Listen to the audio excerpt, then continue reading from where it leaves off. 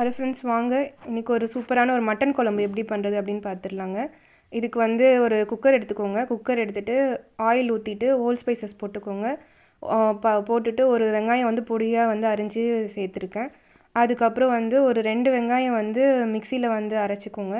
ஒன்றும் பாதி அரைச்சிட்டு இப்போ இந்த வெங்காயமும் போட்டு நல்லா வந்து வதக்கி விட்டுருங்க. வெங்காயம் வந்து நல்லா வதங்கணும். வதங்கின உடனே வந்து ஜிஞ்சர் கார்லிக் பேஸ்ட், இஞ்சி பூண்டு பேஸ்ட் போட்டு நல்லா வதக்கிக்கோங்க. இஞ்சி பூண்டு பேஸ்ட்டோட பச்சை வாசனை போன தக்காளி ஆட் பண்ணிக்கோங்க. 2 தக்காளி மிக்சியில் போட்டு ஆட் பண்ணிக்கோங்க. இப்போது இந்த மசாலா நல்லா வதங்கி வந்தோடனே மஞ்சத்தூள் போட்டுக்கோங்க. அப்புறம் வந்து தேவையான அளவு குழம்பு மிளகாய்த்தூள் வந்து போட்டுக்கோங்க. நான் வீட்டில் அரைச்ச மிளகாய்த்தூள் தாங்க போட்டிருக்கேன். அப்புறம் மட்டன் மசாலா என்கிட்ட கொஞ்சம் இருந்துச்சு, அது கொஞ்சம் போட்டுக்கிறேன். போட்டு இதை நல்லா வந்து ஆயிலே நல்லா வதக்கிடுங்க. ஆயிலை நல்லா வதங்கின உடனே மட்டன் வந்து நல்லா வாஷ் பண்ணி வச்சுருக்கேன். இப்போ இந்த மட்டன் வந்து இதில் ஆட் பண்ணிக்கலாம். மட்டன் வந்து ஆட் பண்ணிவிட்டு கொஞ்சம் நல்லா இந்த எண்ணெயிலே ஒரு 5 மினிட்ஸ் நல்லா வந்து வதக்கிடுங்க.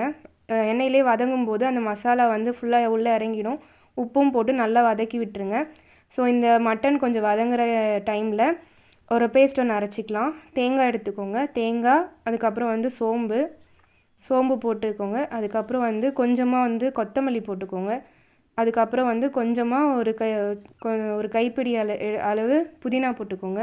இந்த புதினா, கொத்தமல்லி, அப்புறம் வந்து கொஞ்சம் பெப்பர் போட்டுக்கோங்க. இது வந்து நல்ல ஒரு பேஸ்ட்டாக அரைச்சி எடுத்துகிட்டு வந்துடலாம். இந்த மாதிரி மசாலா வந்து போடும்போது இன்னும் மட்டனுக்கு நல்ல ஃப்ளேவர் கிடைக்குங்க. ஸோ இது நல்லா இப்போ கொஞ்சம் வதங்கிடுச்சு. இப்போ வந்து அரைச்சி வச்சுருக்கோம் இல்லைங்களா பேஸ்ட்டு, அதை வந்து இதில் ஆட் பண்ணிக்கோங்க. ஆட் பண்ணிவிட்டு உங்களுக்கு வந்து குழம்போட தேவையான அளவு எவ்வளோ வேணுமோ தண்ணி வந்து ஊற்றி டைல்யூட் பண்ணிவிடுங்க. அவ்வளோதாங்க. இப்போது இது நல்லா வந்து கொதித்த உடனே குக்கர் வந்து மூடி போட்டு விசில் விட்டுருங்க. நான் வந்து ஒரு 4 விசில் விட்டேன். மட்டன் வந்து நல்லா சூப்பராக வெந்துருச்சுங்க. இப்போ பாருங்கள், ஓப்பன் பண்ணி காட்டுறேன். பாருங்கள், மட்டன் குழம்பு நல்லா சூப்பராக வந்து ரெடி ஆகிடுச்சு. ஒரு வாட்டி இந்த மாதிரி ட்ரை பண்ணி பாருங்கள். இட்லி, தோசை, ரைஸ் எல்லாத்துக்குமே ரொம்ப நல்லாயிருக்குங்க. பிடிச்சிருந்தா சப்ஸ்கிரைப் பண்ணிக்கோங்க. பை.